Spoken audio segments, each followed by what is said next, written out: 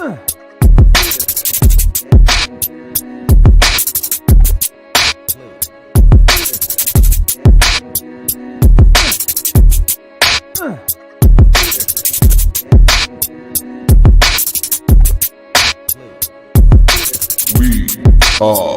Legion.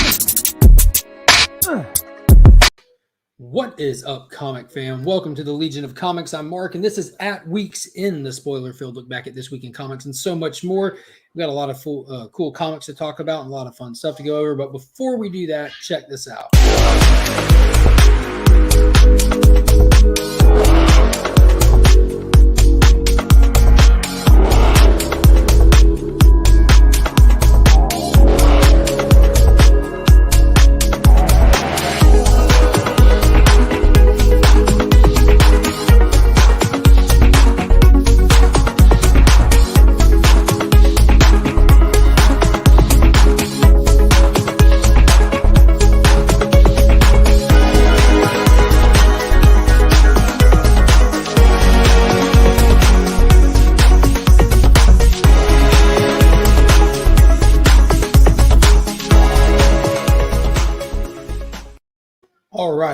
All right. Let's give a big thank you real quick to the channel sponsor. We got Big Time Collectibles who sponsor the monthly Legion Loot giveaway box. And I've already started posting some of the stuff that will be included in this month's giveaway on Instagram. So be sure to check that out. There's some good stuff in there.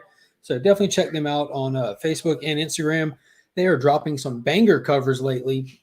They just had an exclusive Perlo for Ghost Rider 1 that just sold out yesterday right when they dropped it. So don't miss out on any of those awesomenesses. And next up, Justin Comic over on Instagram. If you need anything cleaned or pressed, be sure to hit him up. He just did wonders to some of my books that are going off to the press signing. So use that promo code We Are Legion and take advantage of that buy two, get one free offer we have going on. All right, without further ado, let's bring in my good friend, my Canadian heterosexual life partner from the Great White North. I love you. It's okay. How's it going, man? It's okay. How are you? I'm good. This is the halfway day for my little break from work. You know what I mean? I took tomorrow off so that I get a few days to recover from the holiday season. So it's been fun. I've been able to put together some things and do some things. I'll talk about that here in a minute. But first, we need to welcome our other guest, the greatest intellect in Texas. We got Ryan. Look at us. We're back together again. That's a 10-gallon hat to fill. So happy to have both y'all here together. I know through the holidays and stuff, and Chris, with you and your football season stuff, it's hit or miss. Big win today. Big win. Oh, they played today? It's true. Sundays they play. I didn't know if it was still going on or not. I don't get it. Like, the two of you are in the two biggest states for football in the United States. You're like, they play today?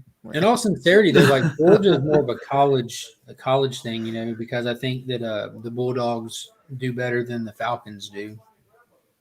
Well, the Bills spanked the Falcons last week, so I get it. Everyone spanks the Falcons. if you leave your house and walk beyond your mailbox, you see Georgia Bulldogs stuff everywhere, you know. And depending on who you are, you might not even make it past your mailbox. Y'all remember that time Bobby Boucher showed up at halftime and the Mud Dogs won the Bourbon Bowl? That's about all I know about football. That's high quality H2O right there. Oh my God.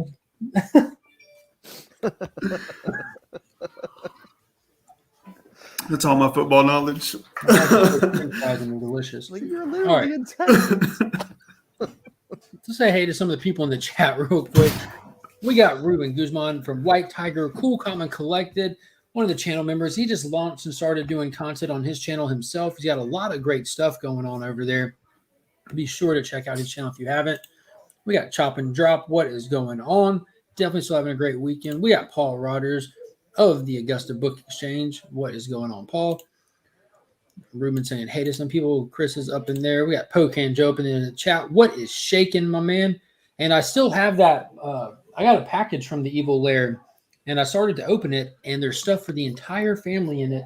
So I closed it back up and hopefully tomorrow morning, the wife and I will be able to record with the kids opening it because, I mean, that's what it's for. You know, he sent stuff for Finn and for the kids and even has some awesome swag for the wife in there. So I'm really looking forward to doing that. I appreciate that. John Norris, what is going on? Appreciate you making Freaky Louie. What is up? One of the most infamous man on YouTube now after last night. But great show. If you want to watch his show from last night, you're gonna have to watch it on Rob's Fat Sacks channel because Louie had to take it down. Rob's an editing wizard, and it's still there. It's on Rob's channel though. Awesome show. He did a homage to Drunk Uncle. It was hilarious. And Poke and Joe guest starred in it. It was really hilarious. DJ Link's up in the chat. Even John Norris says, "Go Dogs." See, I don't see anyone walking around screaming, "Go Falcons." You know, they got like the Braves thing, and just walk up to people and pterodactyl in their face. Right. I don't understand any of these references, but okay. The pterodactyl thing, I think, is from like Harold and Kumar Go to White Castle. Okay, yeah. Extreme. Extreme. We got a Ryan Rules up in there. Steven, see another channel member. What is going on? Iggy, what is happening, man? Always happy to see Iggy in the chats. How's it going, Brian? Oh, one of his daughters went to UGA. See, it's a very popular school. Very popular school. So I do want to let everybody know, in case you're catching the rewind, I want to announce it on the front end here. I'm going to try to announce it on all my stuff coming up. But I did just get done recording the video, and I have it scheduled to come out tomorrow. But the 1,000 subscriber giveaway entry video will post tomorrow. So you'll get to see some of the prizes and the numerous ways that you can win. It's really simple. There's no hashtags or jump through hoops, but I do have some different things that can kind of give you extra chances to win kind of thing. So big thank you to all those other channels listed there. They're going to be hopping on the live and hanging out and all that good stuff. I really appreciate it. We got Nick up in the chat. Hey, yo, I'm here to get both. Yeah. OGs don't argue. We get both. Dude, that was the most savage YouTube video ever. I absolutely loved it. CMS Comic Vet on YouTube posted like a peace out video and just went out in a blaze of glory. Just like completely just took shots at this specific speculator set of people, and he didn't do it in a not classy way. He just is like, well, this is how things really are kind of way. It was very impressive. If you haven't seen that video, definitely go check it out. All my friends are here. Well, it's going to be a kind of a low-key kind of night, kind of hang out. We're definitely going to review some books. Got some decent stuff to go through. There's a couple that I want to spotlight more than just trying to break down all of them. But more getting the chance for the three of us all to hang out again because it's been kind of busy on the go kind of stuff. And since we last had a chance to talk, Ryan's gotten caught up on like getting to see Spider-Man No Way Home and Matrix Resurrections, and he absolutely loved Matrix, and we couldn't get him to shut up about it. I know, it's true. So we wanted him to. He's like, call me Neo, guys. That's Yeah. a new name, Neo He guy. told me to call him Trinity. Yeah. Captain Blue. I told neither of you to call me anything because that awful cover at the end of that movie, good Lord. So go ahead and catch us up on your thoughts on Matrix then. Go. Well, I guess I saw a little more than I initially thought I had, but it definitely goes downhill quickly, especially after like the part that I saw. So I hated it. I thought it was stupid. Like the whole thing, just like the only thing I liked about it was Neil Patrick Harris, and I thought like I don't know, like whenever Trinity jumps and then she flies, like you can all but see the wires. Like it is ridiculous how poorly done it was. I was like, are you kidding me? Like it looks like she's hanging from wires. You can practically see them. So like all of that stuff was awful. there was no like, I don't know, like his new power, like the force push thing, so stupid. Like he basically already had that, but like now they just made it look worse. It was like so stupid. They like, okay, they had a hive mind thing go down, but they couldn't even come up with a cool hive mind way to do it. Like they could have like made Agent Smith like this next level cool thing, or like brought Neil Patrick Harris in, and he could have been like this cool hive mind. And like, have they not seen an episode of Rick and Morty? Like, come on, man! Like they made hive minds like so cool, and like even Star Trek with the Borg, and then we got just like people jumping out of a building and trying to land on him. Like how yeah, like it was so awful. I hated the wire work at the end there. You could basically see the wires, it was terrible. The end, right? They tried to pull the same end as the first one. And it's like, this is the worst cover I've ever heard in my life. Like as soon as it came in, I was like, what just happened? Like Talking about the song that played at the end. Yeah, the Rage Against the Machine, when they did that cover, but it's like a marching band version or something. I can't remember what played at the end of it. Yeah. What did you think of the whole concept of like the Neo Trinity connection that they had? It reminded me a lot of what they did with the Star Wars with Kylo and Rey, like adding in that feature of like it not just being a single one person, like the strength in numbers, like the whole anomaly thing.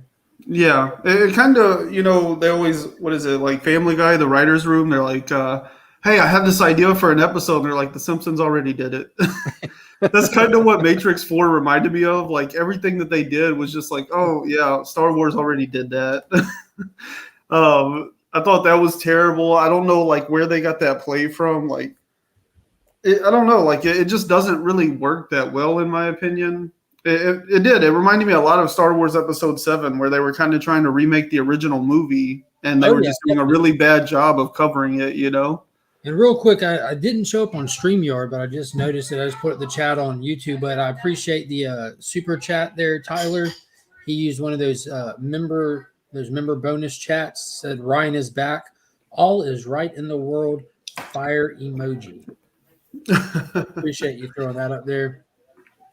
You know what's a shame? Like Cobra Kai has become a thing in my house, and so I've been seeing a lot of those episodes. They just dropped a new season on like the 31st or whatever. That's one of those shows where production quality is forgiven because it has so much heart in that show. Oh my god, it's so good! Yeah, like they pull off everything that. Oh my god! So like Cobra Kai, like they pull off everything that like people are trying to do now with like, it's not really a reboot. It's not really like a remake. It's more like a continuation of something that happened already, Mm-hmm. Yeah. And so like Cobra Kai does that extremely well. Like they've built their own world where it almost feels like Karate Kid now goes into that rather than that being part of that universe, But like in the most recent episodes they dropped, they even do like some cool like slow motion stuff with the choreography and stuff. So my wife didn't watch the new season without me. The choreography and the slow motion work they do, like totally better than the Matrix 4. I was so much more impressed with it. How was your marriage, Mark? That's what I asked myself when I came home. Look, because I was at work and one of my employees went on his lunch break and just kind of hanging out in the front room, kind of watching it on his phone. And I'm like, la, la, la, la, la. I didn't want to hear anything. So I come home and there she is.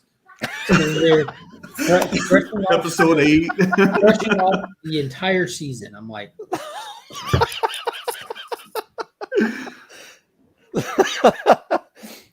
wow. Talk about excellent build-up, though. It's like her watching like Justice League before no, I you watched did. Like, what? It originally premiered on YouTube as a YouTube original back in like 2015. Yeah. It took a hiatus and got picked up by Netflix. Netflix brought it back. It became a phenomenon. That's when we started watching it together when it first got brought back. But that was one of the reasons why I've been a paid YouTube member or subscriber since they first had YouTube Red, was to watch Cobra Kai. So. Love you. It's the same one. Season 1. Never seen the YouTube one. Jesus. Ladies and gentlemen, you're watching the beginning of the end of a marriage. Right? Right here on YouTube. YouTube started a paid thing. You know, we have like paid YouTube. So this is what marriage therapy is And like. what they did was He's not even looking at they, us. well, y'all can hear me. They put original shows on there that you could only watch on YouTube, like a miniature streaming service on YouTube. They had YouTube originals. Cobra Kai was the one that they rolled out in the beginning to really sell the paid aspect of the YouTube platform. You don't have to watch ads. You get originals, and it just really didn't stick. They started doing a lot of like more famous YouTube content creators. They would get them together and do little shows and things with them. It was really weird and stuff. And But they didn't really grow up that much in 5 years. it's what it is. I mean, it's 5 years from now, but yeah, they're still in high school, aren't they? The one, Art, one thing we can agree Marty on. McFly was in high school for a long time too. You ever see Power Rangers? show up for 9th grade with 5 o'clock shadows. Oh man. Cobra Kai kind of is like a more adult version of Power Rangers. Like all they need is a morphing sequence and they would have it. You can compare Matrix 4 and Cobra Kai all together. And the reason why Cobra Kai is actually a little bit better is because we have young people doing the fighting scenes versus, late middle-aged people attempting to do stuff, even though both of them have gone through the same choreography training. Yeah, John Norris in the chat said, "Dude, let her have Cobra Kai. You're not going to find a better lady to put up with you." She's nodding in agreement. She said facts. Matrix 4, I know I watched it to the end, but couldn't tell you anything about me. I zoned out. Yeah, I think Lana Wachowski did as well. Yeah. Then it also it really falls apart in the last like they half. were trying to they were really trying to hide a budget that didn't fit how ambitious the script was, because they didn't skimp on some of the special effects. Like for it wasn't Zion in this, it was Eon or Zeta or what Ion, yeah. So some of that looked really great and everything, but some of the Sentinels looked a little dodgy. The actual that weird blurry effect that they did for like slow motion stuff and all that. It was like that was like some like 1970s special effects tricks, like just to do blur $6 screen. million man. Mm-hmm. Yeah. Script story wise, like it was terrible. Like how bad some of the there was no effort that went into any of the payoffs. Like homegirl Niobe's all like, no, like I'm not gonna help you. We gotta stop all this stuff. This is bad for the future. And then like 2 scenes later, she's like, all right, I'm on your side. Let's go do this. Just like what? Like there was no real effort put into anything. Should this be the tripod symbol? There's 3 of them. Well, when I see that, I think of something else. But okay, Tripod, guys. I kind of go all electro when I think this.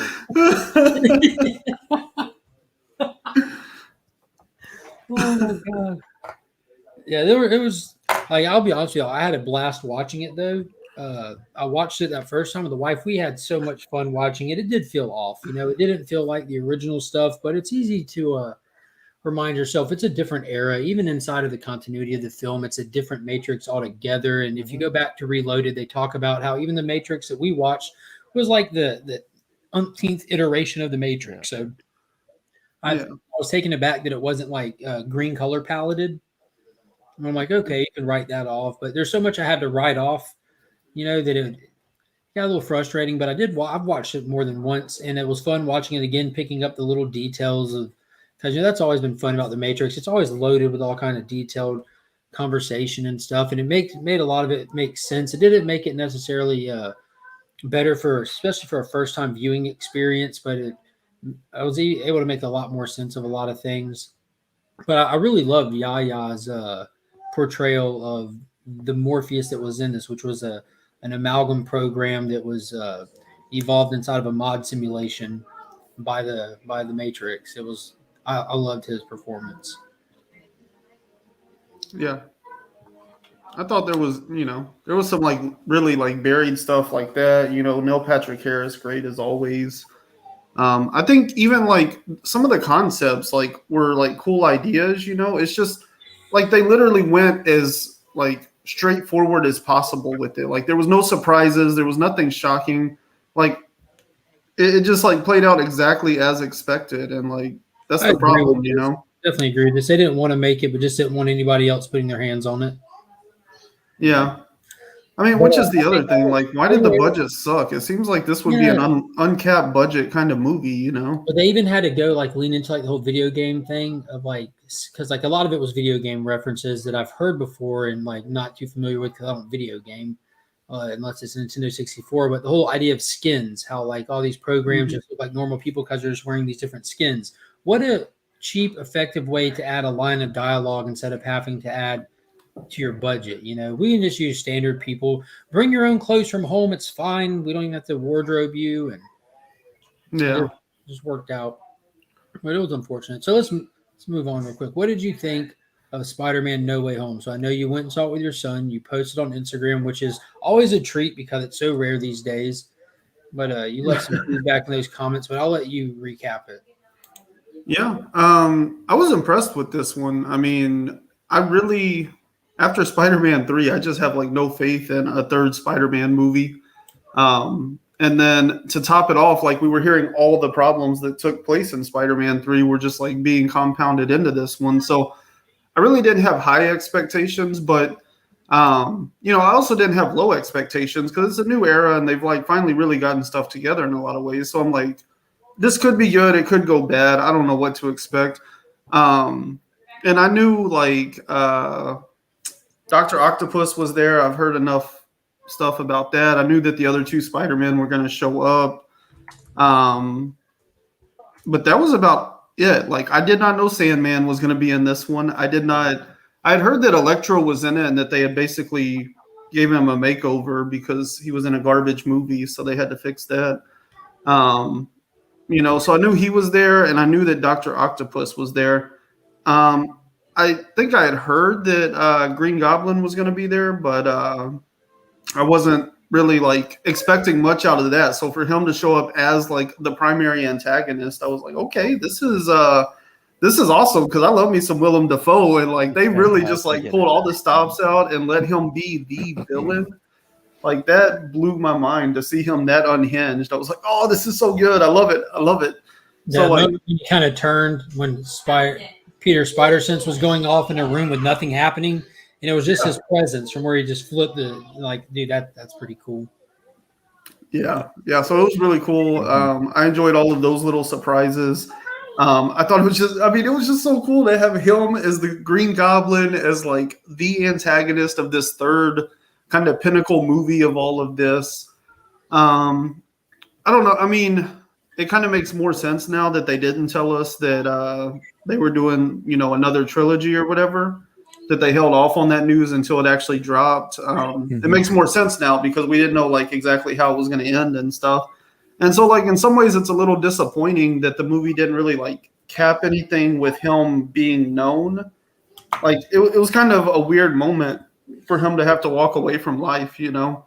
So I thought that was kind of strange, but now that we know that there's like more movies behind it, I guess like it's not going to be the worst thing in the world. It's just like a really weird way to end a trilogy. You probably didn't see it since you go on like media blackouts for movies.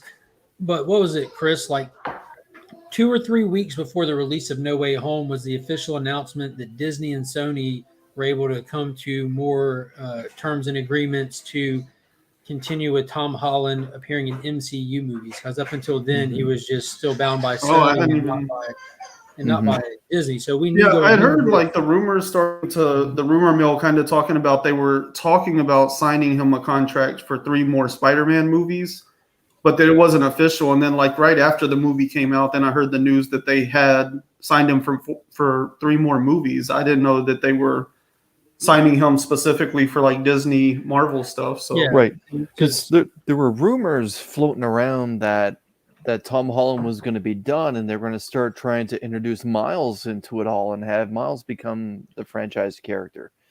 And in the end,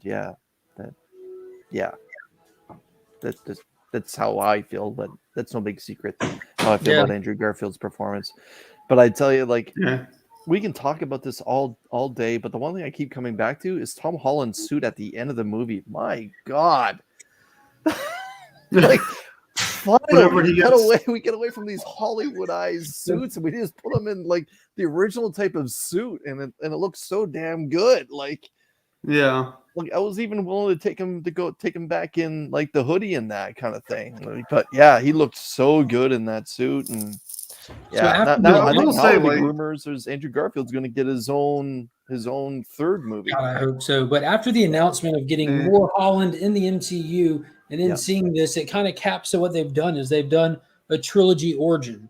Because, and I've said it numerous times going into this, Holland has never felt like Spider-Man to me. I can get why younger kids like him. It's their Spider-Man, this and that. And he's not bad, but when you put them all together, he doesn't even come close to my second place one. You know, they're all in the realm of good performances, but it's still not comparable to Toby or Andrew whatsoever. Andrew's definitely my preferred one, like for a modern take on Spider-Man. Mm-hmm. But after this, I feel like I'm convinced that Tom Holland can be a Spider-Man now. You know, he went through the actual necessary and needed trials and tragedy that the character has to go through to make his honorable character arc. You know, he had the loss of Aunt May. He had the self-sacrificing at the end there when he let it ride with MJ and everything. You know, we saw him broke trying to make it on his own in an apartment where he puts down a GED course book because he can't even go back to school because nobody knows him. We saw him make his own suit. You know, we're finally to Spider-Man after 6 movie appearances. We finally have Spider-Man for 30 seconds at the end of this movie. It was fantastic. Yeah, I didn't know that Aunt May was going to die, so that was like a pretty big moment, and I thought it was great that, you know, again, Green Goblin got to do that. Willem Dafoe killed it. How she wasn't cut in half, I'll never know. As soon as the impact, I'm like, oh! When Peter said, what's wrong, I'm thinking, like, oh no! Like, what do you mean, what's wrong? How are you standing up, Aunt May? Is the question. Yeah, like you want to talk about a visceral woman? Like, good for her for standing up, even though in the end she succumbed to her injuries. But my God, she stood up. I would have been like stuck in air. I've been halved. I've been halved real good. I've been halved real good. Oh my God, that's a good movie. It was. Yeah, I thought it was really good. Moments too. Like I like that Toby got proper respect. Like when they first came through the portals and they had that quick little duel. Toby shut him down like that. Yeah, and just in a couple seconds, he recognized what was going on and shut down his webs. Mad respect. And then at the end, when Holland lost control and Toby stepped in and grabbed the glider effortlessly, glider so he could convey the emotion that he needed to. Like, I mean, like that's OG Spider-Man. Mad respect that they gave him those 2 moments. And the part that I like, we spoke about this before, Mark. The one thing that the writers really gave to Andrew Garfield was that Toby said to him 3 times that he was amazing, you know, because it's his 2 movies that get crapped on the most, you know, kind of like Brandon Routh's Superman. Like, everyone agrees, exceptional performance, weak story, and, you know, for the OG original Spider-Man to stand there and say you're amazing, then cut him off when he tried to say something. No, you're amazing. You know, like. It was, you know, and the fact that they highlighted the best part of those movies, you know, with him losing Gwen and that he got to, you know, save MJ without using webs this time. By the way, he didn't use his webs this time. What did you say? What did you think when he made that catch, Ryan? When Holland jumped for MJ and Goblin swooped him up, like no hesitation, Garfield took off. What was that moment like for you? That was my favorite moment of the whole movie. Oh, it was good, but I mean, I don't know. They kind of set it up whenever he was talking about how, like, you know, he wasn't able to save her and that's like his biggest regret and stuff. And clearly they would have kind of used the same moment in the 3rd movie to rectify that flaw, you know? So as soon as she's like falling and Holland gets knocked out of the way, I'm like, oh, okay, we're going to see Garfield like kind of save the day and get his retribution for not being able to save his. You didn't even get the moment to think that. Whether you see it coming or not, they don't give you that moment to think it. Because as soon as he gets nailed, you see Garfield just look and just go. Like he was gone. I'm like, yeah. The entire theater was screaming at the top of its lungs. Like, and then as soon as he landed everyone in the movie theater sat back down and just started crying. Like that's all you could do. It was amazing. Yeah, I mean that was the thing about this movie. Like there was just so much heart in it. It was almost hard to watch at some point, you know, because it's like, man, there's just like so much emotion in like every third scene of this movie, you know, whether it was Holland or Garfield or Maguire. I really liked that, you know, they brought in these other characters and, you know, like Spider-Man, it felt like a very logical extension of what Spider-Man was, you know. Tobey Maguire felt like old man Spider-Man from Spider-Man, you know, and all of his characters that they brought over, you know, like they felt like logical extensions of who they were. I think a big part of that being the fact that they all kind of like died and just like got left in limbo until now. But they rectified everything that was, not everything, but they rectified a lot of what was wrong with the Amazing Spider-Man movies. They fixed Electro so he didn't look all stupid like they. Yeah, there's mad crazy plot holes in this movie though. Like that you just no doubt. Because the director's cut is going to be great. The Lizard didn't die. You know what I mean? Jamie Foxx didn't know who he was. Tom Hardy's Venom has no clue who he is either. Like there's that scene was awful. That was unbearable to watch. Oh my god. Like I've never seen Venom or Venom 2, but oh my god, that scene, I was like squirming in my seat. Like this is awful. Might have been his best performance as Eddie Brock to date. Oh my god, I definitely don't want to see those two movies there because. But John Watts spoke about the whole Venom thing. It's basically, well, everyone's like, well, Venom's has never been an enemy or has never been tied into any of the Spider-Man movies or whatever. They just kind of loosely tied it into that the symbiote may know who Peter Parker is because of the hive mind. Well, all right, then I guess you're forecasting null for some point in the very near future. But to me, if you're watching, if you've been paying attention to the social media aspect of it and how Andrew Garfield's really, since this movie, everyone's talking about it, like give him his third movie.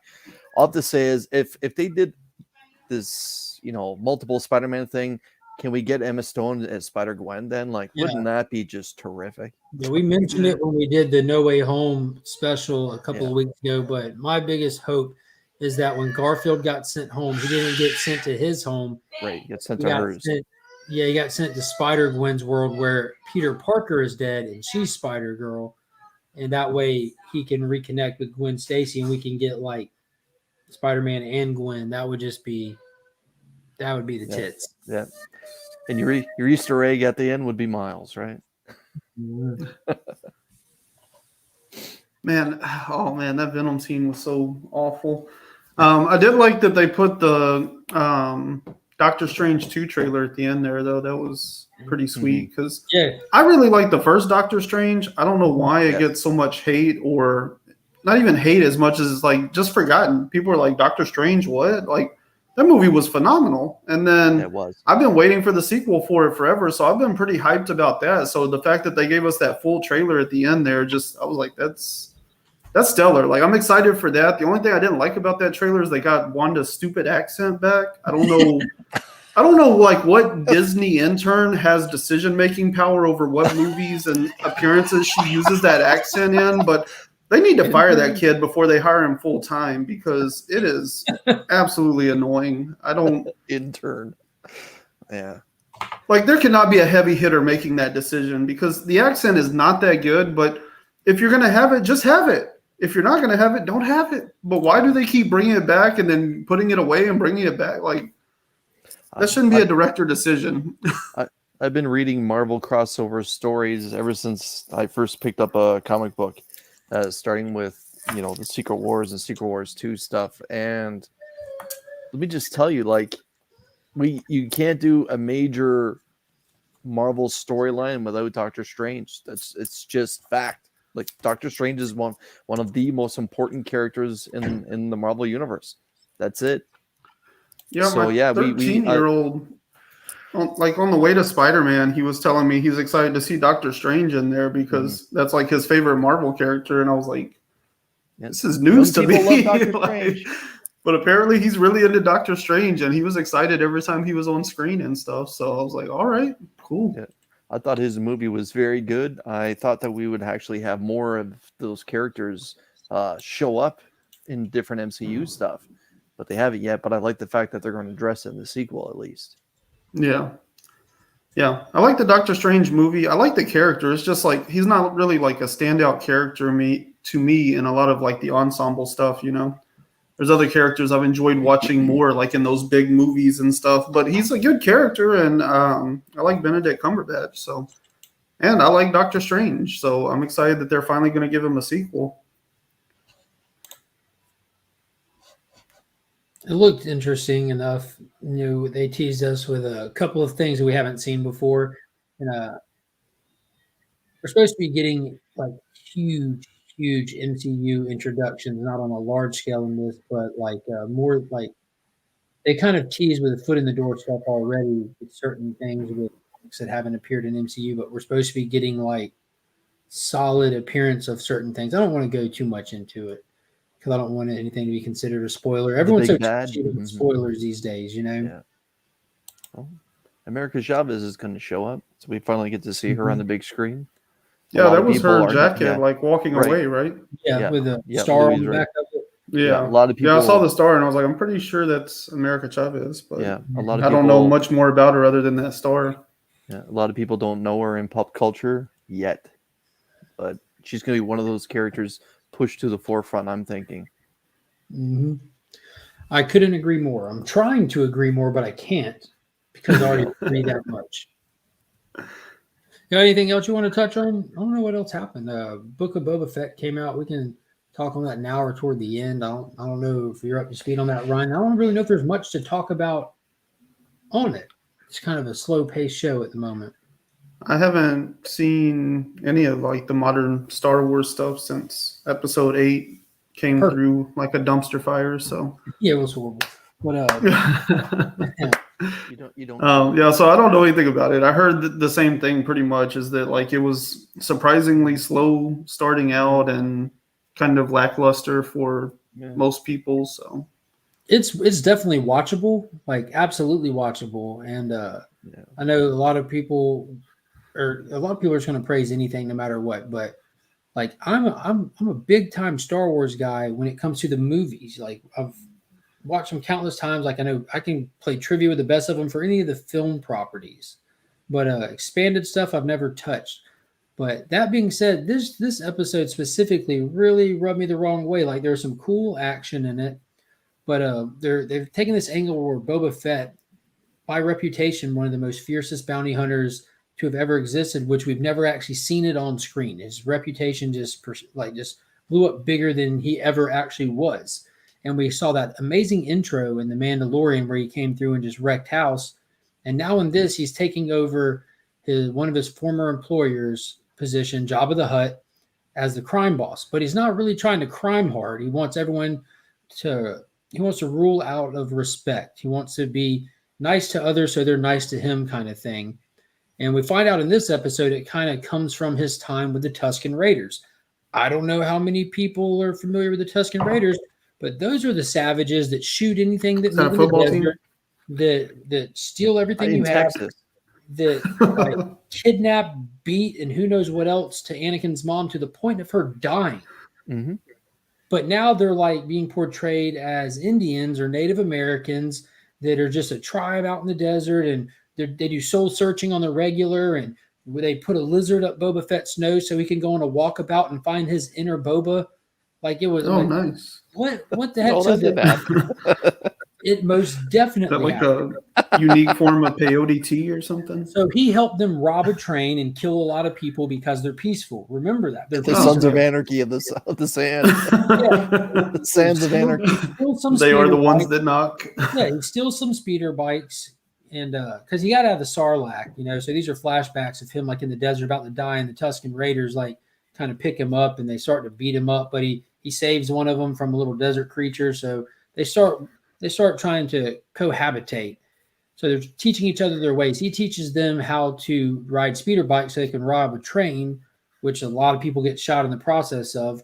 So in return for him helping them get all these supplies off this train, they give him a lizard. He's like, "Thank you for this lizard," and it jumps on his face and crawls up his nose. And then they blow angel dust in his eyes, and he starts tripping billies and goes for a walkabout. So after he comes out from the walkabout, he's got a stick and he's peaceful now. So that's just a little weird. Yeah. But we did It see sounds like a mixed messages kind of message. Yeah, it really is. But again, like John said, sometimes I think too hard, but that's exactly what happened.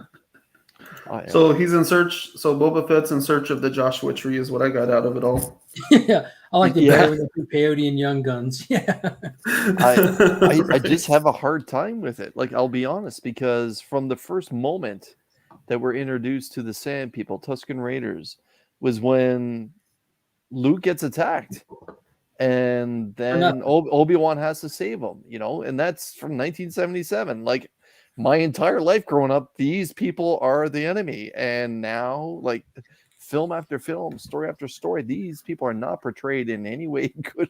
Like, nothing good has ever been like, hey, what about the Tuscan Raiders? It's always been these people are just like Disney's a menace.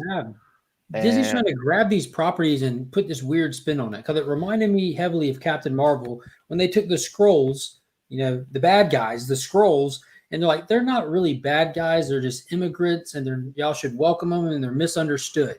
They're good guys. If you know anything about the Marvel universe, the Skrulls are not good. And now they're taking the Tuscan Raiders, and they're like, they're not that bad. They do angel dust with lizards, and they'll help you find your inner self, and it leads to peace. Like, dude, let the bad guys while doing violent things to get there. Let the gangs gang it up. Let the bad people be bad. You don't have to give it a twist. But it was pretty cool in the they showed Jabba's kids, so we saw a couple of the Hutts. Niece and nephew, weren't they? Yeah, the twins, whatever they were.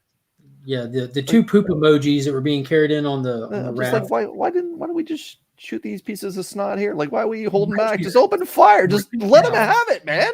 Yeah. And then that Wookiee that they showed was really cool. I had no clue who that was, because again, I don't expanded universe, but apparently there's a Wookiee that was cast out from Kashyyyk, and he took the route of the crime person, the gang guy who likes to gang, and he's got a weird name like Black Krrsantan or something like that, Krrsantan.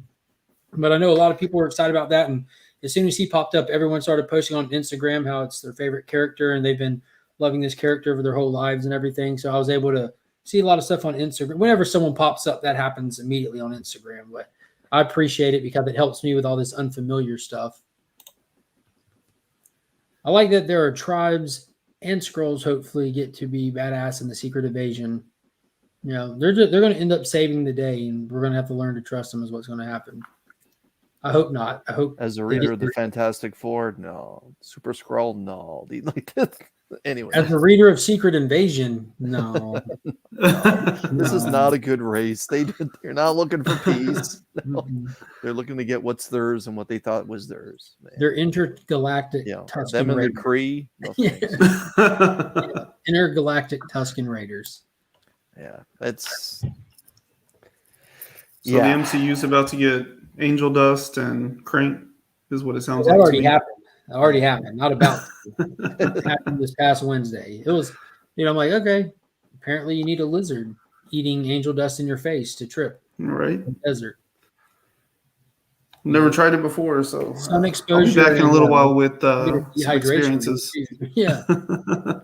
So this week, just paying attention to what Warner's doing and the Discovery takeover, and I've been paying attention to the Snyderverse and in particular the Man of Steel and the casting of him as Henry Cavill. And earlier this week, there's stuff that started to get leaked that the DCEU is moving away from Superman and Affleck is Batman, even further to the point now where the powerhouse of the Justice League is going to be Supergirl and Batgirl, and they're going to try and go down a different road. Obviously, Wonder Woman and Aquaman would still be there. I guess Shazam would be a little bit more in the forefront, but just my utter disgust of how they're treating Henry Cavill and how they're treating Affleck. And Well, Affleck himself. I know doesn't Affleck has said on record he's finished, but Henry Cavill's never said he's finished. Ever. Well, that was about the most clickbaity headline of the century right there. Yeah. Because, whenever Zack Snyder's like infinitely long Justice League came out, that definitely took precedence over Joss Whedon's Forgotten About Justice League movie. So when you put a headline out that like Affleck's like, that Justice League was the worst experience I've ever had or whatever, like what's really going through people's head there? You need to preface that Justice League, the theatrical cut. Yeah, like it was so clickbaity. They painted such a and that news perfect that came picture out about the female Trinity is very conflated. Grace, what's her name, posted about where she had like that insider heads up that the Flashpoint is going to be meant to kind of cap off the Snyder stuff, which shouldn't be news to anybody. Like that really shouldn't. The fact that we're getting any Snyder content at all in it should just be a treat for Snyder fans, because now it's like multiverse stuff. You can actually book in stuff that is not bookended. So appreciate it. Like I appreciate a good bookend instead of just having that glorious masterpiece of a film, the Snyder Cut, that is just open-ended.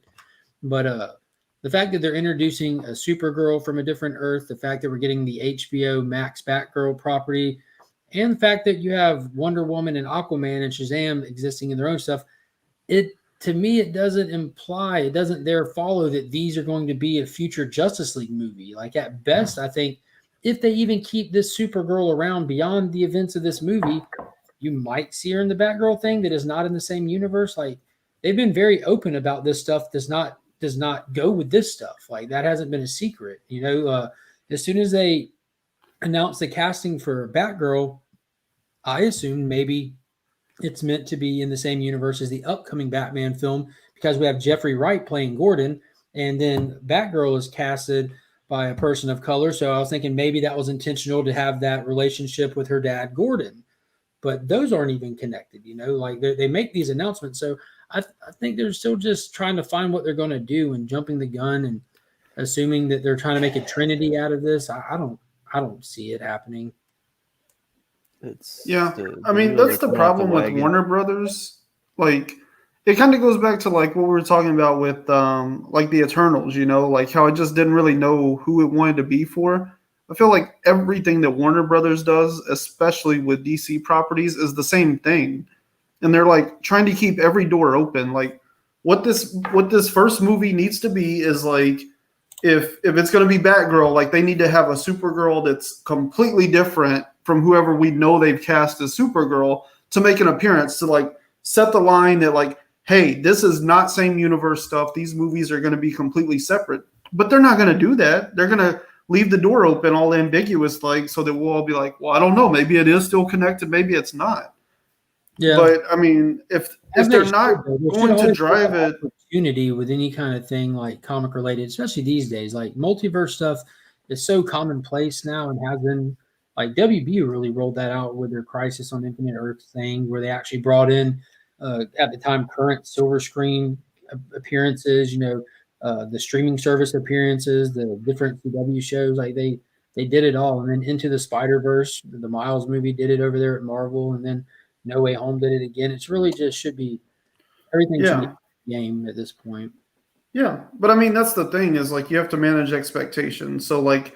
Everybody expects that Warner Brothers is going to do DC stuff the same way that Disney does Marvel stuff. I hope not. And if they want to follow that, then that's fine. Follow it. But I don't think they should. And I think they should set that stance and say, like, no, we're doing a different thing where we're just doing like all these one-off movies and stuff. But they need to establish that. They never want to say like yes or no to anything. Everything's a maybe with them. And so like people don't buy into anything because tomorrow it might change. Tomorrow they might get bought by another conglomerate and change their mind about everything they did yesterday. And so like, it's no wonder they don't have like a lot of people following along and hanging on to that fandom, because nobody knows what they're hanging on to.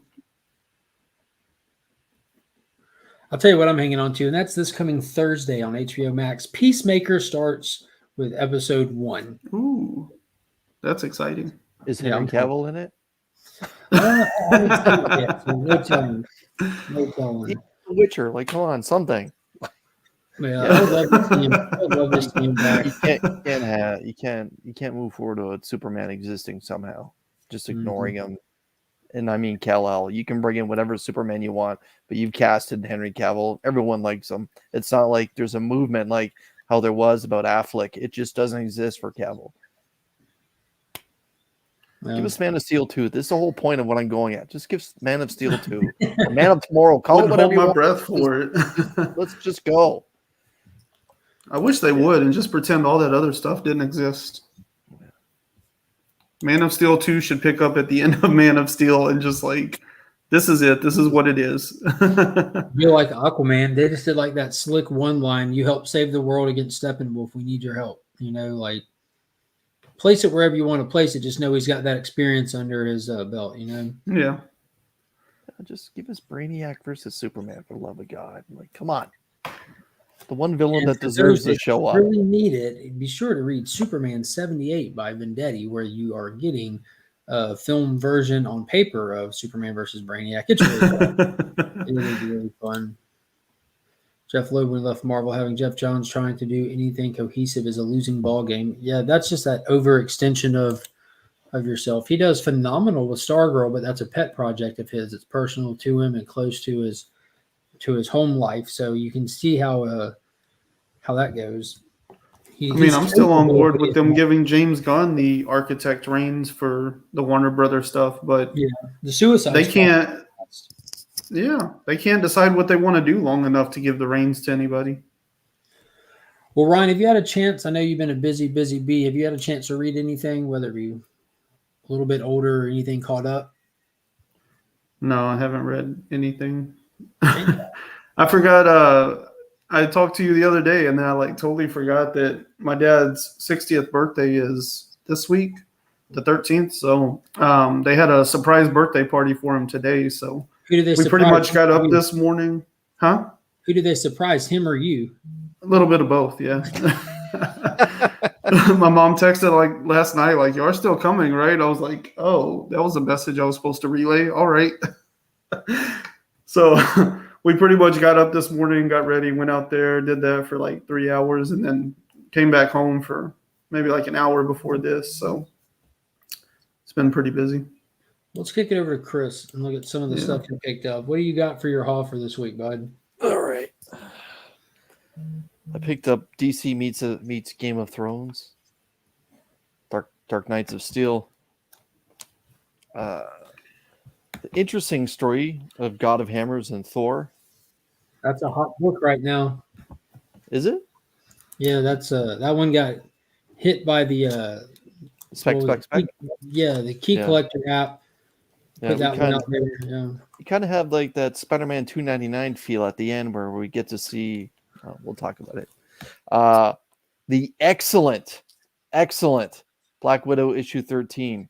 That's a wicked cover. Who did that? For me, this is cover of the week. But yeah, the interiors, but the covers as far as Adam Hughes, obviously. But Kelly Thompson's been crafting a very good Black Widow story where she's been separated from her husband and her own child, and they've moved them to a different part of the world, and she's now becoming a quiet protector of San Francisco.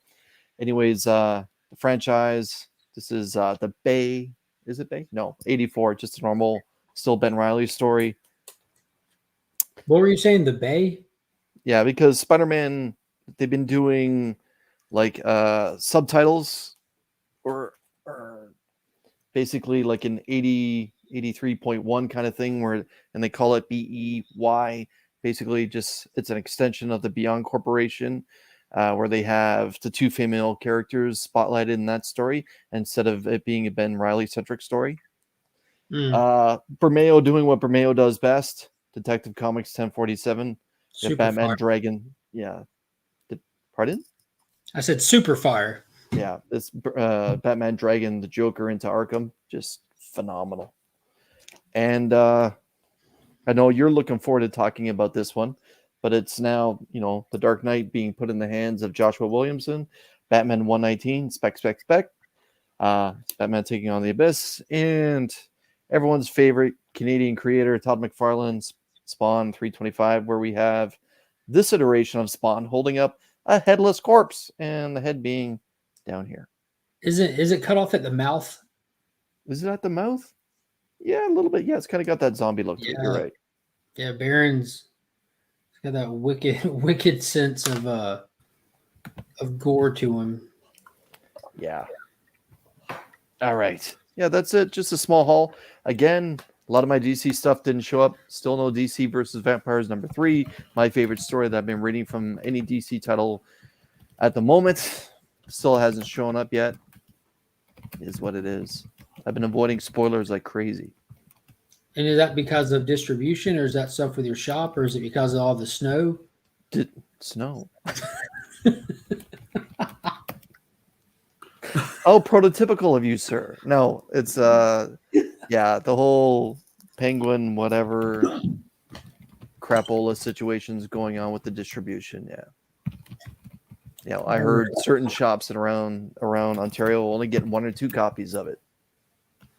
That's really not a lot. That's supposed to be kind of like a popular series, a poppin' series. Poppin'.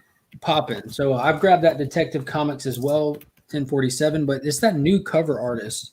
Yeah. I had to go with this cover, like gorgeous painted cover. Yeah, and even the upcoming covers. This dude's going to be doing all the covers for this Shadow of the Bat story. Let me see if I got this right here. Very Middleton-like. Yeah, there's the issue for next week. You know, that's cover of the week right there. Dude, he's got this wicked style like he's bringing to all these characters. And I looked ahead at some of the covers, and he's very consistent with the way he draws each character, different from one another, and he draws them the same way in each time.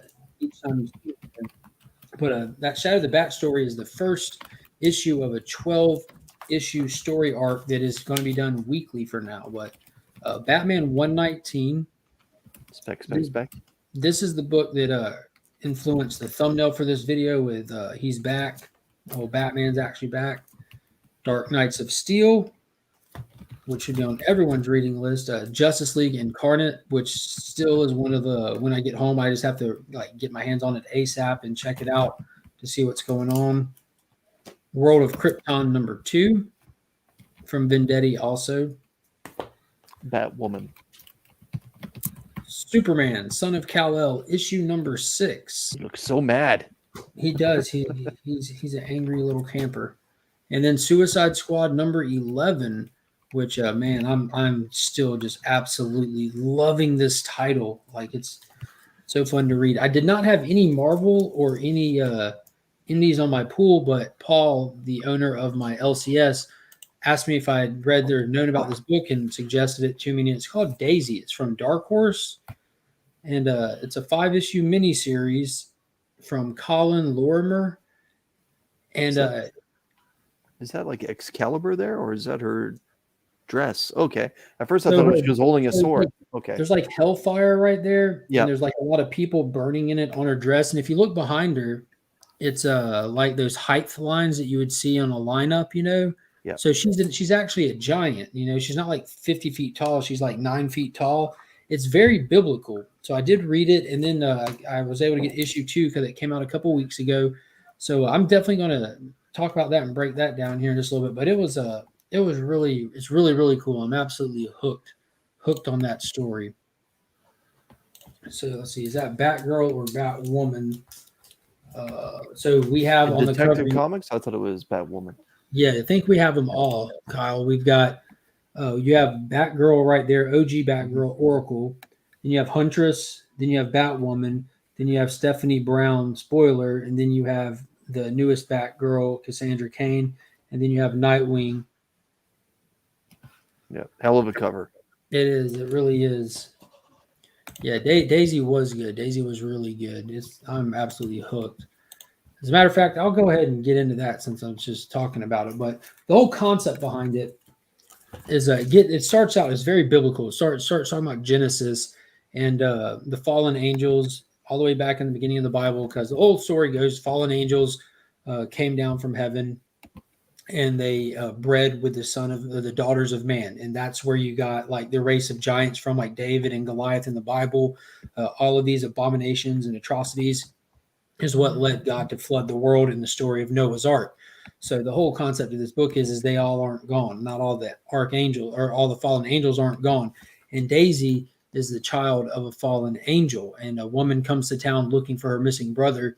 And she gets there and she's ushered by the sheriff to this place where she thinks she might find some answers.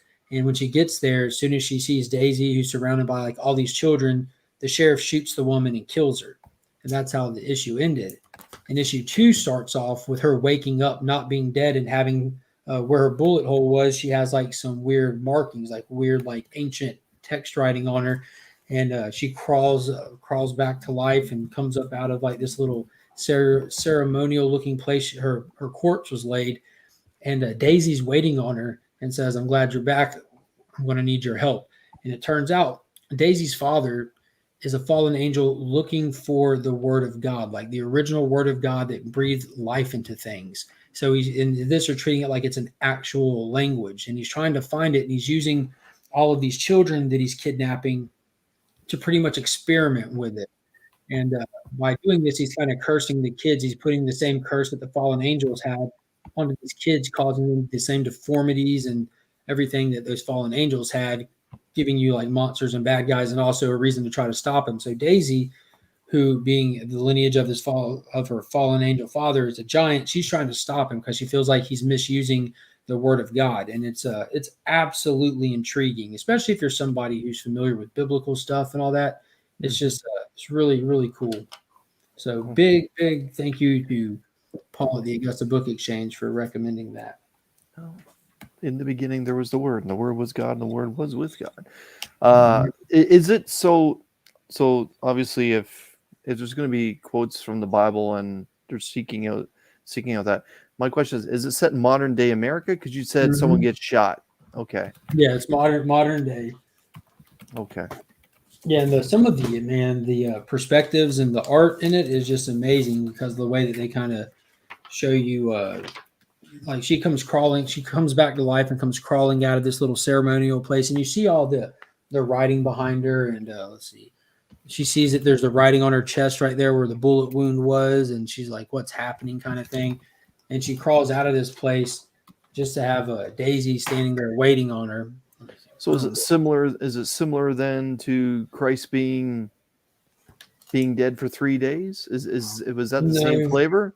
No, it's just straight up the language, because they found out enough about the language, because she walks her to this place with all these dead, rotting animals, and she's explaining to what her father did, and she just draws a symbol on this dead, decaying horse there, and its eyes just opens wide up. When it does, she makes a comment, "The word is life, Lindsay. The flesh counts for nothing." Like they're just they don't get into Christ at all. I don't think they're going to lean into anything New Testament. It's Old Testament. Okay. Yeah, sticking straight with Old Testament here. I'd have to hunt that down. Dude, it's definitely worth a read so far. It's really cool. What's one you got, Chris? You mentioned a couple that you mentioned Black Widow. Pretty excited about that. Yeah. So as you know, like I've been reading Kelly Thompson's Black Widow right from its start, and it's been good. Like I'm not going to say it's been up and down, like how Spider-Man has over the last, say, 4 months or whatever. It's just been quietly good. It's not something that I review all the time, much like Wonder Woman has just been quietly good. But this story takes place back when Natasha was still doing jobs for hire. And so it's basically an entire flashback story. There's not much dialogue at all. What I mean is there's not much spoken word, because it is action from page 1 to the last page. It's basically she finds herself in Madripoor, and it says years ago, and she's there basically for a simple recon mission. And we don't get to find out who's hired her or what government she's working for at the time. But she encounters the Sword Master, which was the lead-in from the last issue, in this. And it's non-stop action right from the get-go. And he continuously, page after page, slowly maims her. Like page 3, he's already taken a piece out of her side. Oh, I like the costume she's in too. Yeah. it's early Avengers stuff, and so she's doing everything because she knows that she's out, that she can't take him on, that she's outclassed. So she always is continuously trying to escape the Swordmaster. So she's jumping off the top of a building, doing what she does, but he is relentless in his pursuit of her.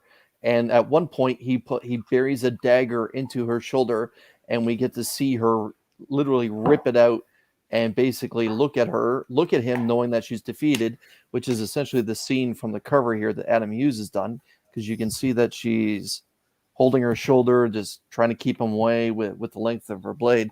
And it just goes from there, just fight after fight. It's just 80s style comic telling, where it's just battle, battle, battle all the way through. And she's just continuously thinking, why is he after me? Why is he after me? What have I done just during this recon where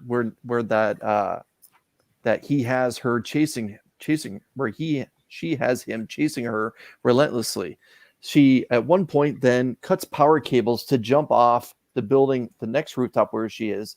And of course, he outsmarts her and cuts those cables with his blade, and she ends up falling into a nightclub.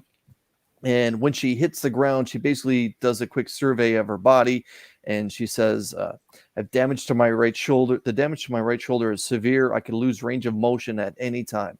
The blood loss from my torso slice is a concern, but manageable. But I can't continue on much longer doing this. And my right leg, which she lands on, is going to be a problem." It's really good storytelling, where Kelly Thompson has basically let the artist have free range, kind of what Stan Lee and Jack Kirby used to kind of do, where Stan Lee would be just writing down fight panel, and continues on. The artwork isn't necessarily the best, but it's been on par for what Black Widow's been. She basically, at that point where she's getting attacked in the nightclub, he's literally throwing her around. She's screaming at everyone to get out, and she ends up in the men's room, where we have a fight scene a la Nightwing recently, where it's just a spread of the two of them going back and forth, and she finally gets to knock the blade out of Swordmaster's hand. Where's his mustache? Well, it's early Swordmaster. Is this all flashback stuff? Yeah, this is like I said at the beginning, it just says years ago. And so she ends up escaping, and escaping through the roof of the men's room where a dude's taking a dump, and she looks down and says, "Oh, sorry," and pops up through an air vent and gets to make her way out, where she ends up at the end of this air vent going into a back room of this club, where of course in Madripoor there's bad things happening, and there's actually a bunch of women being held against their will as sex slaves, and a couple of Frenchmen controlling the entire scene. And of course, Widow then takes that personally and tells them to get out or they're dead. So the French businessmen get to escape, and then she addresses the sex slaves and says, "You guys can go."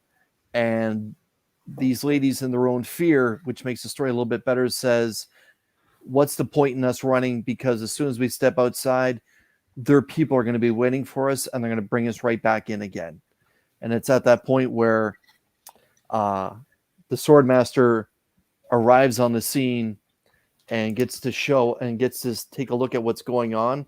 And Widow addresses him by saying, "Stand back. This one isn't your fight."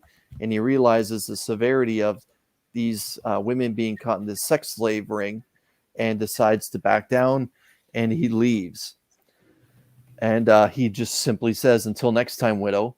And that's the end of basically this story, where she's in front of these women all messed up, maimed out of, they really try to accentuate her blood loss and seeing how much she's been messed up.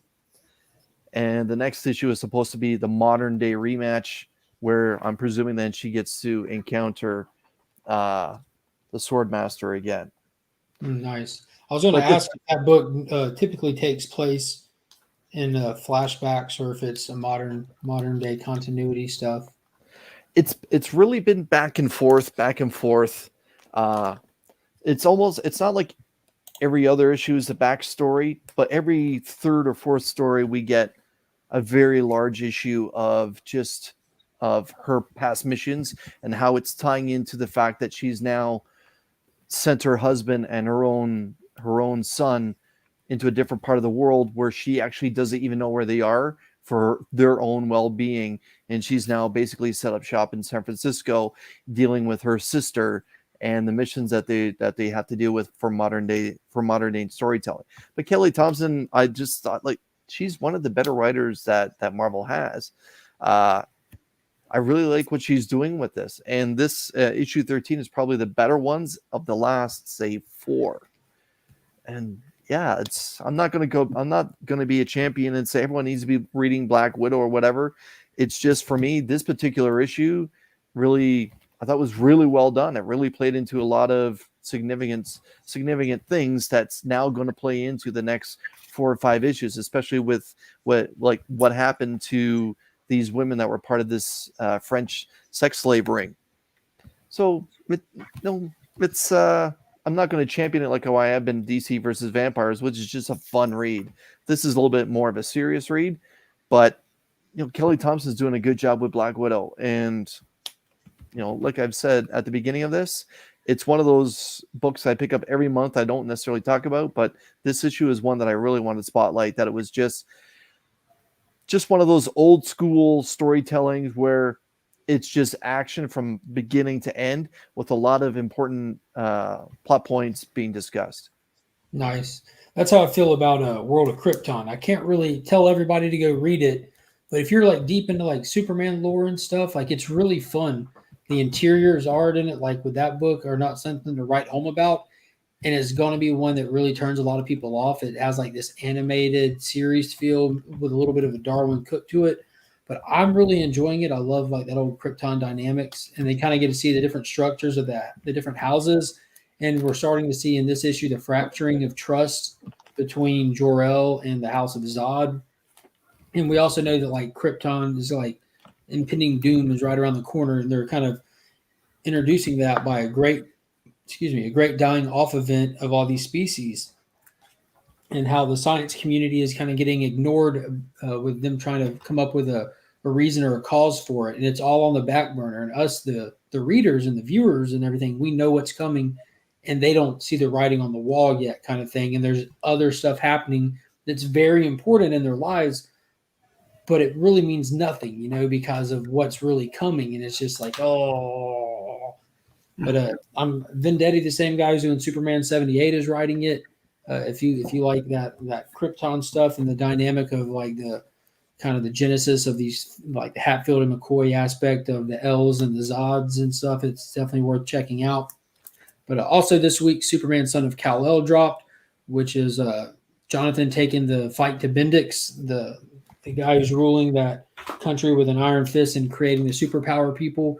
We get a little bit more spotlighting on Bendix, and it kind of cliffhangs with Jonathan kind of stopping a shipment of human trafficking being sent to Bendix for him to use as experiments. He kind of had to like grab the people and go before he lost the opportunity to save them. And then it shows Bendix has got like an entire lab full of people in giant like tubes, like where they're just sitting ready as an army. So it was a big stuff coming. It had this really cool like evil villain bum bum bum ending to it. So like that last page is a 1-page splash, and you see his lab with all these people. You can tell they have different abilities and powers, and some of them are just made of fire or this or that. So there's big things coming. It's coming. Yeah, either you love Oeming's artwork or not. I love Powers, so it's good by me. Yeah, it's the same guy, Ryan, that was doing the Midnighter backup stuff. Do you remember the Midnighter artwork?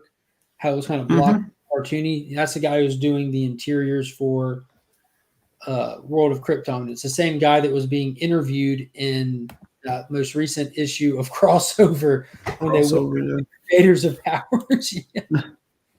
Yeah, it's definitely good by me as well. I think it has like this whole like Bruce Tim Darwin Cook mashup kind of style to it. Yeah, I like the artwork. It's not like, I never had an issue with the artwork itself. It was just the way it kind of clashed with what my expectations story-wise were. They were like, "Oh, this is an action story," and I was like, "Oh, I was kind of expecting like House of Cards on Krypton." So the artwork kind of didn't really match what I was expecting out of the story. Yeah.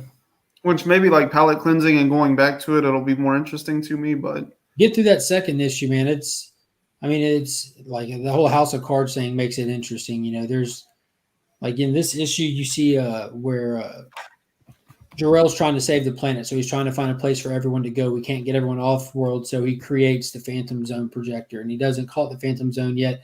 But you see where he experimented on himself first, and he went into it for 18 seconds, but he was there for months.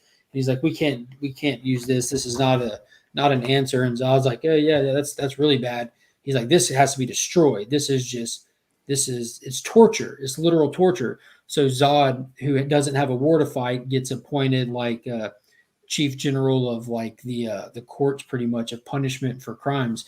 So he takes the person who attempted to kill the House of El in that first issue and finds them guilty. And he went and stole the Phantom Zone projector from Jor-El's lab and uses it on them. And that's where that break of trust and division is starting between Zods and the Els. So he doesn't see it as torture. Well, he sees it as torture, but he doesn't care because he thinks that the punishment fits the crime. So you're kind of seeing the difference in the mindset of a tactician and a fighter versus the scientist here. So they're starting to rub the wrong way. Yeah, it'd be probably a good trade read. It's only 6 issues. We're already 2 deep. So yeah. Chris, you skimmed through Dark Knights of Steel, right? Let's talk about Thor. Oh yeah. I do want to hear about this because I've been hearing a lot of positive reviews. Like people are going back to this Thor run after Venom's over. People aren't jumping on crossover. The community split on Hulk between rational thinkers and psychopaths, and everyone's going back to Thor. Like this is the only constant good story from Cates. There would be a lot of people in my past that would say, "Well, I know Chris is a psychopath, but I guess I'm one of those that are rational because I think it's terrible." Yeah, I kid. If you're in the chat and you like Hulk, that I'm It glad is. you're enjoying it. Come on, like, If this come is on, your people! introduction, if this is your Don't worry. It's so Sure. bad. It is so There's bad. some people I've heard Like, on it's podcasts Nick that I have Spencer the, bad. Like Louis, like you agree with me, man. Like this is Nick Spencer bad. Like at least Nick Spencer held on to a plot line. Like Donny Cates with the Hulk is just like a pinball. So I'm starting to lean toward Pocket Strange. You know, I gotta admit, the death of Doctor Strange at least is holding course on the weirdness that it wants to tell. Like, anyways, long story short, I'm not going to be as long-winded as what I was for Black Widow for Thor, but basically Mjolnir's missing, and it seems like Mjolnir's got a mind of its own, and it's going around and it's just laying waste to different planets in different realms. And Thor seems to be 2 steps behind every time.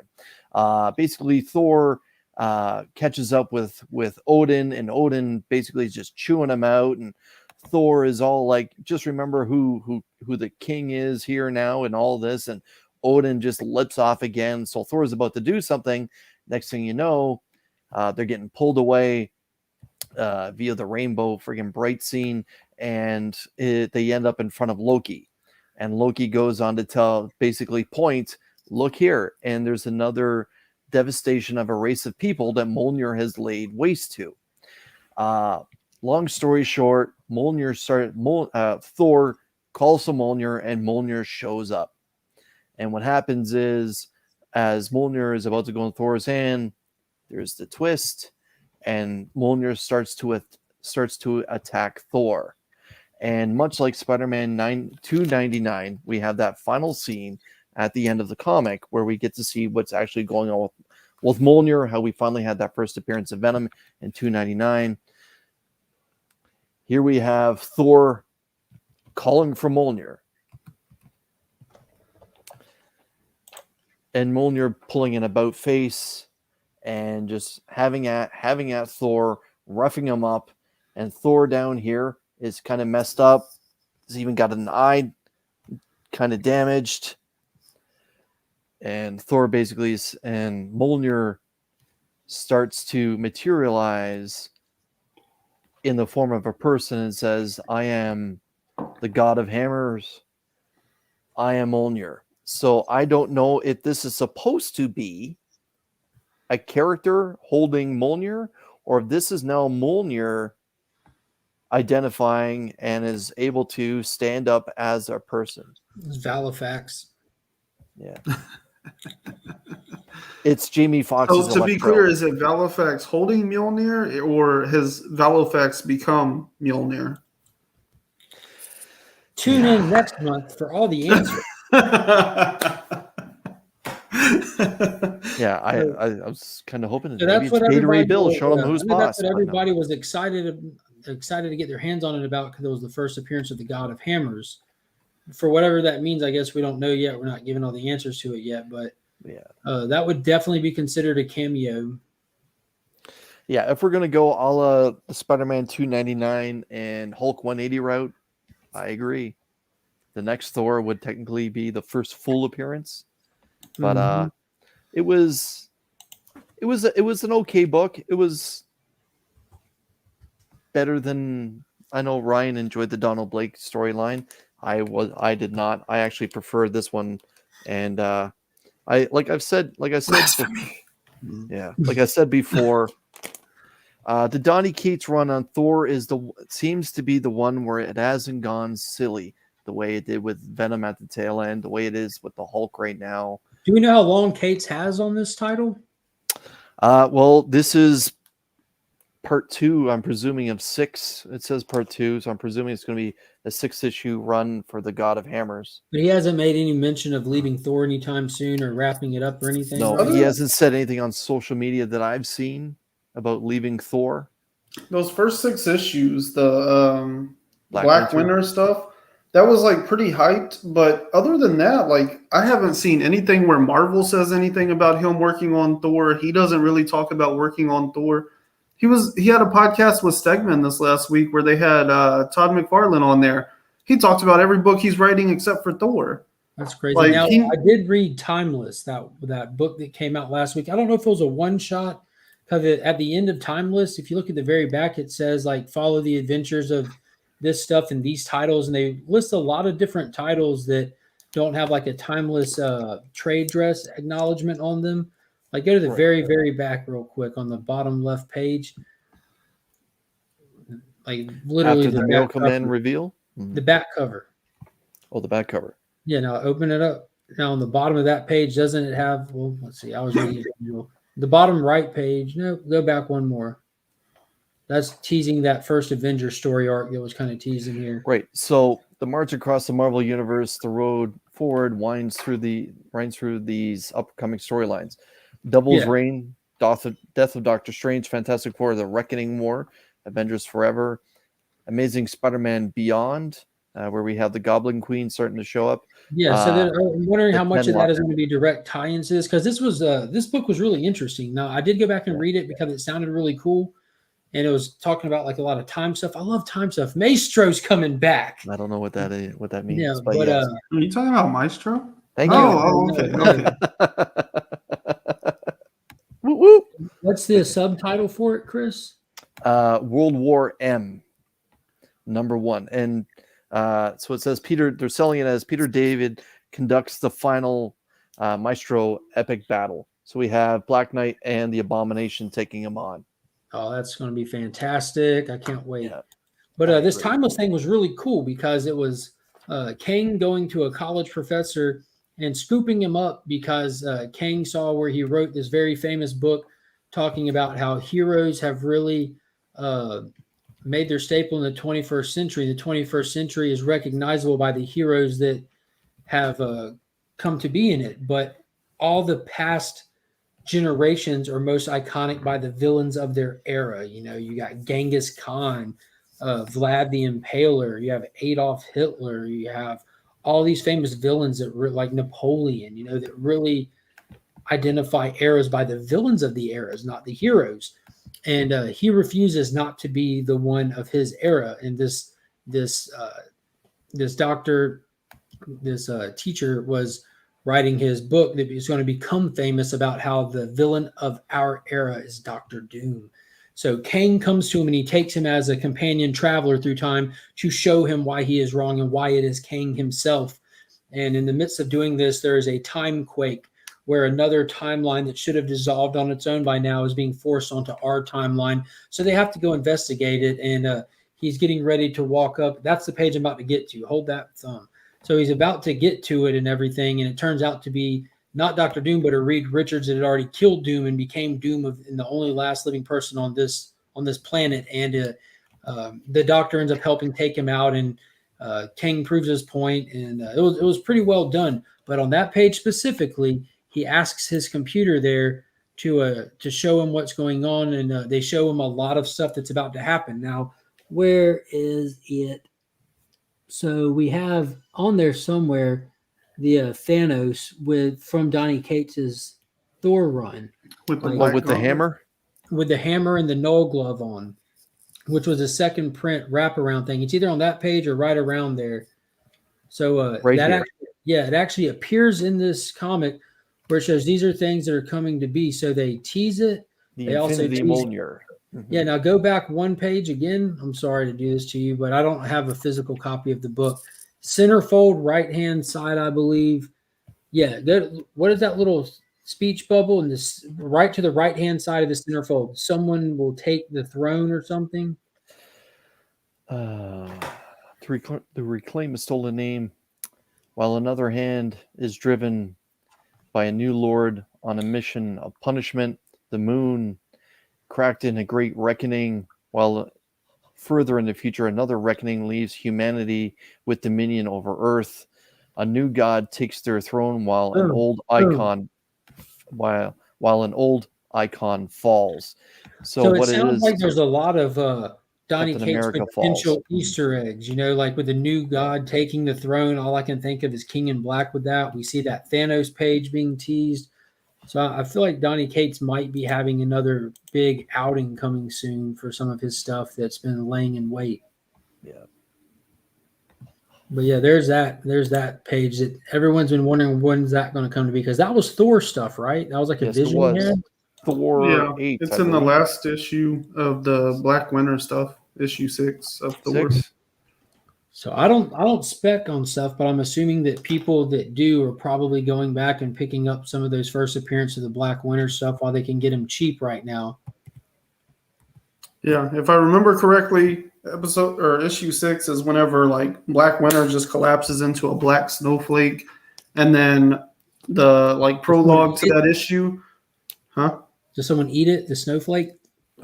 I wish. That would have been more conclusive than what we got. White snow. Yeah. But in the prologue, don't eat the yellow. Thor is kind of having these visions of the future and what may come and stuff, and he's having severe anxiety because he doesn't know how he's going to handle it all. And that's when you see Thanos with the black gauntlet and all the zombies behind him. Mm-hmm. In the Infinity Mjolnir. Yeah, all the stones were in the hammer. That's right. Yeah. He's got the gauntlet and the hammer and all the zombies. So real quick, I do want to touch on this because this was great. So this has been getting slowly built up to. I mean, it was not like this great, huge event happening, but this is focusing on the construction of Arkham Tower in the center of Gotham. We do have Batman outside of the Detective Comics title right now. We do know that he's dealing with the Batman International incident overseas in his own title, which we'll touch on. But so we're getting a Bat title sans Batman, which is perfect because he can come and go out of it if need be, but we get a focus on this great supporting cast. There's so many good Bat family characters that get a chance to really get highlighted now. So that's what we really got with this. We get the introduction of the tower and how this company is coming in to work at Arkham to not just house criminals, but to rehabilitate sick people. And they stout one of the patients around who looks like he's been cured, and the guy behind it all is Dr. Ware, and they're wondering what kind of miracle drug they're going to be dealing with. And then you turn the page and it's like a 3-week jump forward, and you get this Die-Hard looking setting, like with this awesome Ivan Reis artwork, 2-page splash. You're looking up at the tower and there's fire going on. There's cop cars everywhere. It looks like the plaza from Die-Hard. It really does. But what ends up happening right after that is Batwoman heads in, and this Dr. Ware, who you really do assume he's going to be like the catalyst of what's going wrong, or the villain, Next thing you know, he's flying out of the window of the top floor where the patient's son threw him out, and he just splats on the ground. So we don't really get too many answers. I'm excited to see where it's going to go from here. It feels like it's going to be a great self-contained Bat event. They're moving it to a weekly title for this 12-issue event, which I'm fine with. It's a $4.99 price tag, but it's Ivan Reis on artwork. And y'all know I always wonder where he's going to land after a title wraps up. And we talked about it when the Superman Batman title finished off. I'm like, I wonder what's going to happen with Ivan Reis. I love his work. It's some of the most dynamic, consistent interior artwork you can get for superheroes. And dude, it was fun. And the covers, between Bermejo and this new artist, how do you even decide? If you're picking up floppies, that's difficult. And next week's even better. It is. It really is. The cover is just even better. Yeah, and they're going to be doing some really. They're just going to get cooler too. They really are. But let me knock one out real fast. I know y'all both didn't read Justice League Incarnate. We are following the team, still trying to catch up with Darkseid before he can let loose his Oblivion machine, where their whole little home station gets destroyed. They're coming out of the wreckage from where Darkseid's kids just decimated it. We have Orion trying to help them out, and they end up getting thrown onto this world that's already been decimated by Darkseid, or so they think. Is this the issue that we get the Batgirl who laughs? That was the last issue. Last issue. Okay. Last issue. It was actually wicked. And in this issue, she looks at them like a bunch of peons. She's like, because they're all stuck on this planet right after the events of the destruction of their little command center. And she looks at them like peons, like, I ain't got time for this crap. And she moves on where they're not able just to dip out like she was. So I want to see her come back. I definitely do. I like more than anything, I wish they would have had it be Robin King. Just let it be Robin King. Like Batwoman who laughs, whatever. Cool. Robin King, cooler. Way cooler. That dude is. But it was awesome because on this planet, we get the huge reveal that this planet is not just a decimated planet that Darkseid got, but it's actually the machine itself that he's been trying to activate. So it gets turned on at the end, and not only is it like in the sense that the machine turns on, but beings come out of the planet, like void dark beings does. So that whole the crap's hitting the fan with this issue. So they're going to have to act fast. This one got really meta. Also, like the main characters were doing their own thing, trying to get back together, but they got put on worlds where writing comics were a real thing. The writers of the book got brought into the book. It wasn't Williamson, but it was an editor at DC. So they were having to write their own story to find out how to write a way to get off of and out of this planet they were stuck on where their powers weren't working. But the main thing was the fact that the machine got turned on, and now they just got reunited after the events of the last issue.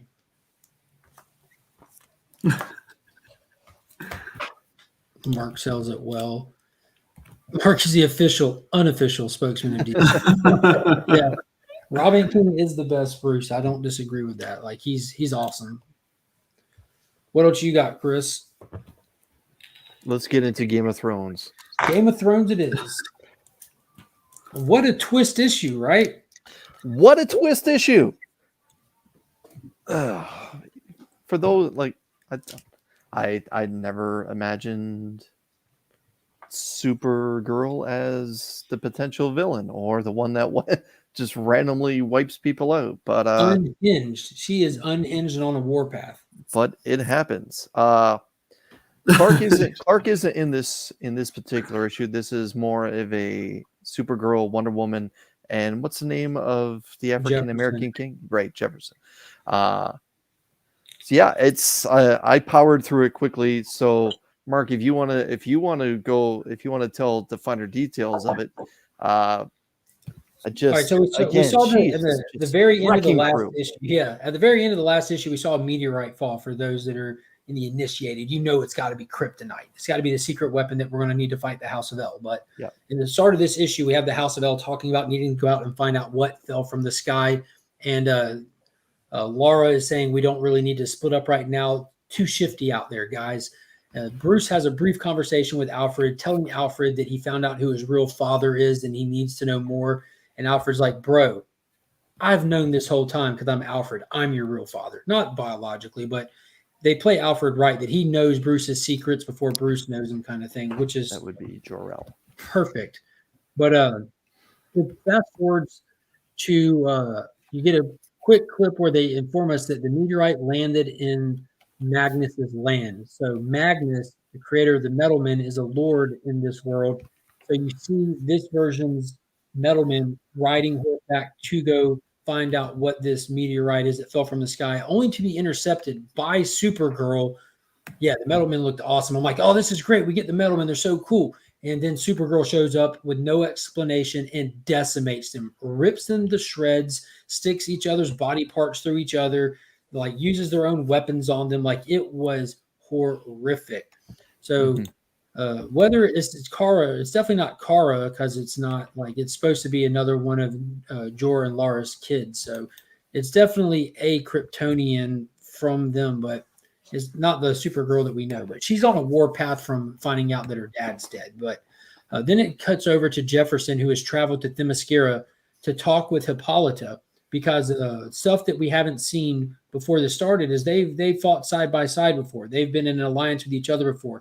And there's that fantastic scene you just pointed at where Jefferson's boat pulls up and he takes one step off the dock and immediately the swords go to his throat because no man shall step on Themyscira.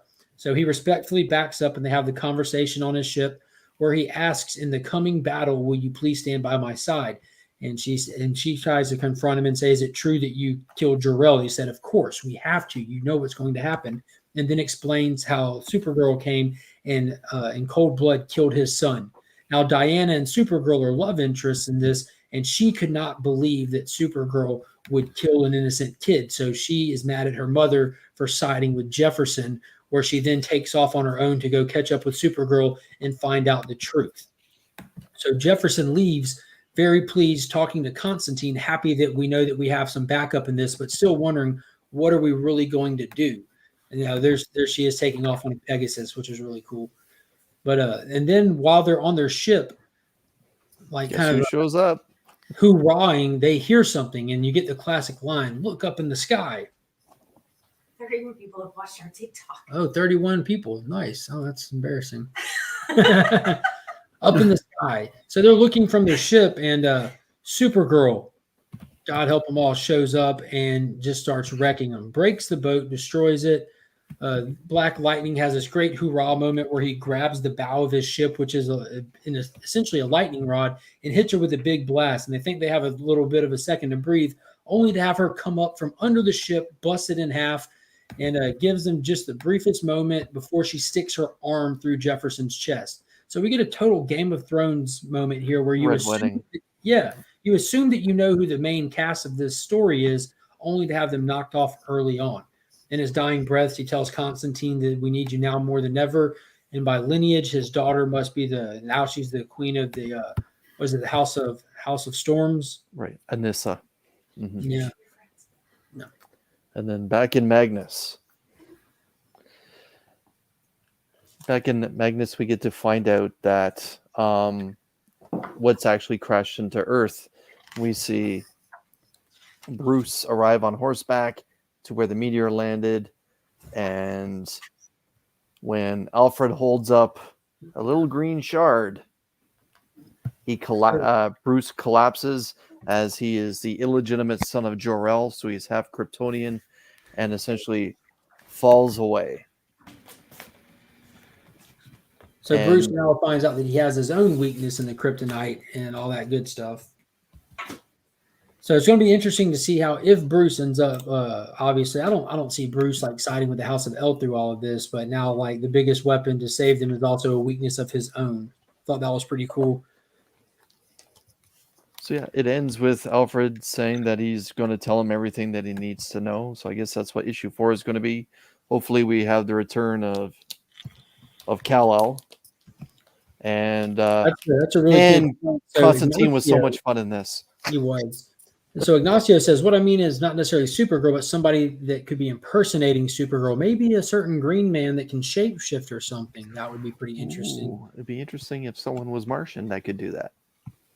So he would just be in disguise banging Wonder Woman this whole time?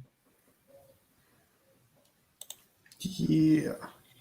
Just a quick hello, and I'm back at work. What is up, Mad Spidey? I appreciate you hopping on, man. Me and him have been able to spend a lot of stream time together lately. It's been really fun. Awesome dude to hang out with. But yeah, Dark Knights of Steel continues to be one of those hard-hitting books. There's a lot of shock value to it. The story's fun. You have no clue what to expect in each issue, and I am hyped for the next one. You wanna talk about DC's franchise? Sure. Suicide Squad, issue number 11. Or the backbone of the entire DC universe? So this is a quick sum up real quick. So we do know that Amanda Waller's been putting together the right team with the right tools to perform the right job, and what she's been building to. She wants to invade Earth 3 and set up shop over there. She has burned all of her resources on Earth, and she's wanted for Suicide Squad crimes. And so she has no one to turn to, so she's trying to abandon ship. And she has everything she needs. Now all she needs to do is condition her team. And that's what this issue was. It was her throwing her team against these other random teams from across the multiverse just to get them fight ready for what they're about to do, because they're about to be going head up against the crime syndicate. So that's a tall order. So the featured fight was between the Retaliators, which is an Earth 8 Avengers. This is DC's having fun with Avengers, where you have, let me see if I can make it just a little bit bigger, because I love analog characters, but you have your Captain America character, your Black Widow character, your Captain Marvel character, obviously, Machine Head, who is your Iron Man character, your Thor character, your Hulk character, and your Spider-Man character there on the side. So that was really fun, and they even cliffhang it. They did a cliffhanger with a whole different team, which was a analog team for the Thunderbolts, which is really cool. You had like your Electric character and your Red Hulk character and stuff like that. It was a fun issue. We do know that there's a big crossover event that will be happening between Suicide Squad books, Teen Titan books, and the Crime Syndicate. I'm a big Crime Syndicate fan, as well as Suicide Squad and Teen Titan. So this is about to be like a fanboy wet dream crossover right here. This is going to be great.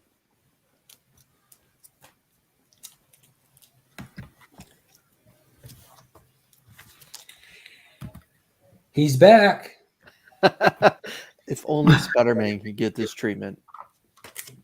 I feel bad for Spider-Man fans, because I'm on cloud 9 with this Williamson stuff.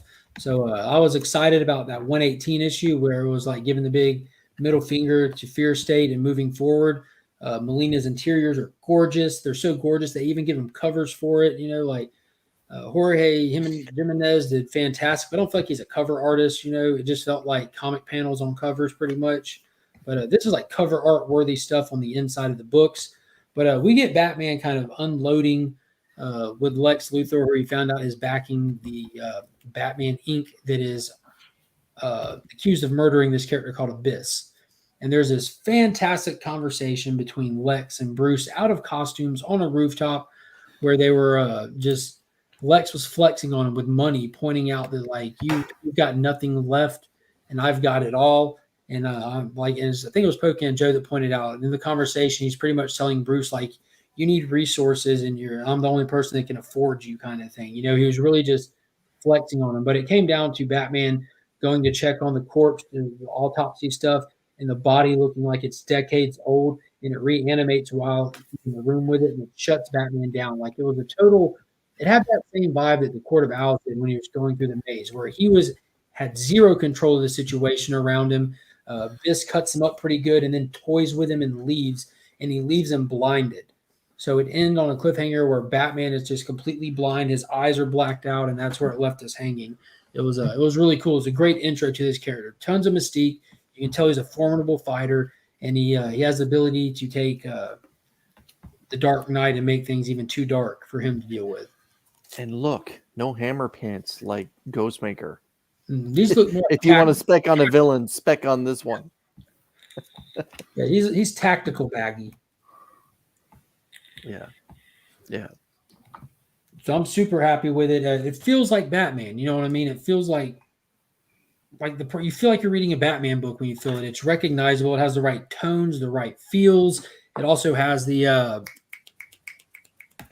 moves. Like he's doing detective work. The way that the artist is drawing him, he's bulky, he's stocky. Like the guy in peak physical condition would be, like he's supposed to be. It's just really well done, man. Yeah, they removed the old man Bruce look to him. Do you remember how Andy Kubert drew him in The Detective?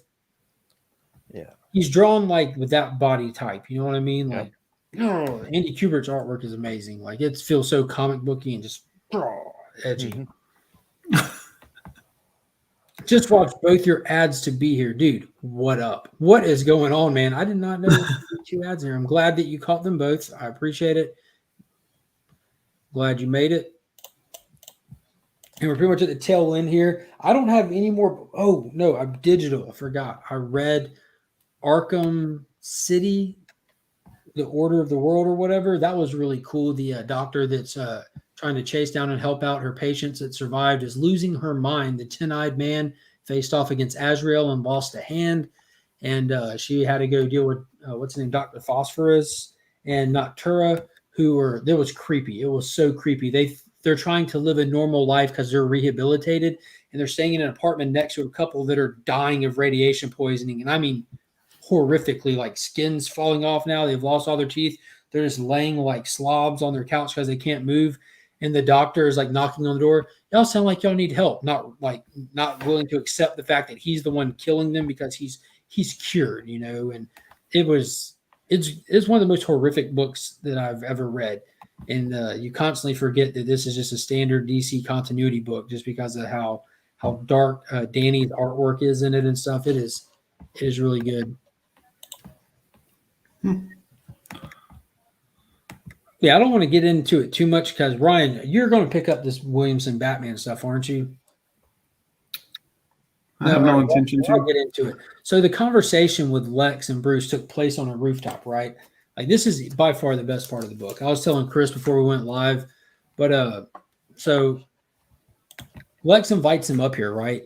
And he starts grandstanding, just talking about this village that got wiped out, and they were known for this amazing wine they made that was expensive, but because they were wiped out, only a handful of bottles remain, and they cost millions of dollars for a single bottle, that every drop of it is worth like this ridiculous price, right?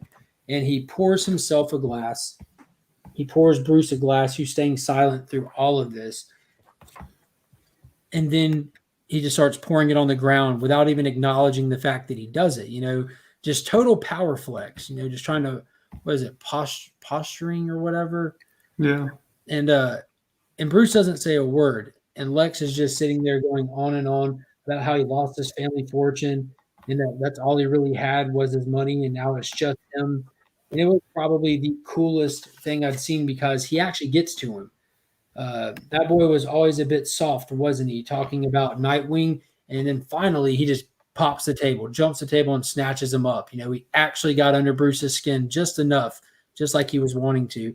And Bruce walks away without touching the wine, and he pretty much ends it with, "Well, we'll see you soon," because he knows that Bruce can't pull this off without somebody backing him. You know, they're actually addressing the financial problems that he's having, whereas in the Tynan stuff, he was broke, but he had, like, if you want to write it off, he had Ghostmaker as a safety net, but he was broke, but he had 15 new bat caves, 30 new cars. You know, it really wasn't addressed. He's actually in a corner, and Lex knows he is, and he's calling him out. He knows he's Batman, you know, just playing with him. It was fantastic. We know in upcoming covers, we see Lex actually wearing a bat suit of his own. So it's going to get a lot. Really? That sounds odd. Well, you know how he put on that armored out suit, the armored out blue suit in action with the Superman S on it? I mean, Lex he's done that numerous times. He's been the president. He's a trip, yeah. Yeah. He's a man out of his mind, but like perfectly within it as well. Mm-hmm. Yeah, that's all I've really got. Chris, what else you got? You got any other ones? Nope, that's it. I have yet to open The Amazing Spider-Man issue 54 or go through Todd's latest offering of Spawn for $3.25.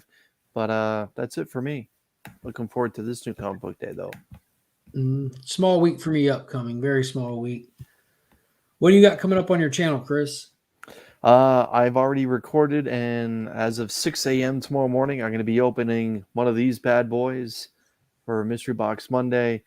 Wednesday, I have an open invitation to everyone that's watching if they want to join us for a new comic book day hangout. Starts about 6:30 real time and goes till whenever. Just basically show us what you got from your comic shop. Very awesome. Yeah. Saturday, you can catch me on Slab Hub. I'll have some stuff here and there. Department of Truth drops next week. Yes, Department of Truth Ooh. is back for Wednesday. What's So, up with Something's Killing the Children? Does anyone know? Like, is it on hiatus again? The House of Slaughter is coming out right now. Well, that's what I'm saying. Like, so Something's Killing the Children is on pause while we do the House of Slaughter. I believe so. Seems Yeah, I fair. don't think they're simultaneous releases. They didn't That even seems have really enough fair. They didn't even have enough content to write the last 8 issues of Something is Killing the Children, but somehow they did. So they're probably like, thank God we have this other crap story we can put out while we try to come up with another crap idea. Again, I digress. It's Savage. It's so poor, so poorly done. Yeah, the reviews on that have been going. I haven't read any of it since that first issue, but every review I've heard since the first issue has kind of went down more and more on it. But I do want to go ahead and make the announcement again in case there's anybody here who wasn't at the beginning. Tomorrow, the 1K subscriber comic giveaway goes live. So at 11 a.m. real time, this video will be able to be viewed and you can enter and see some of the cool prizes. And thank you to all the people on the channels pictured on there who will be coming to hang out for the giveaway and everything. I'm very excited to finally get this stuff out of my house. It's been a long time making. I've been housing some Sector 2815 donated an original art piece from Green Lantern Annual number 3 that I've been having to carefully babysit in a house full of small children for a couple of months now. So it'll be good to actually get this stuff to its home. And it's very sad that I don't get to hang it on my wall. Mo, what is going on? We got Hidden Gems comic catching in right at the end. Go ahead and hit that, just slide it on back to the beginning there, Harper. We're heading out for the night. Appreciate everybody who came and hung out with us. And as always, I'm Mark, but we are Legion.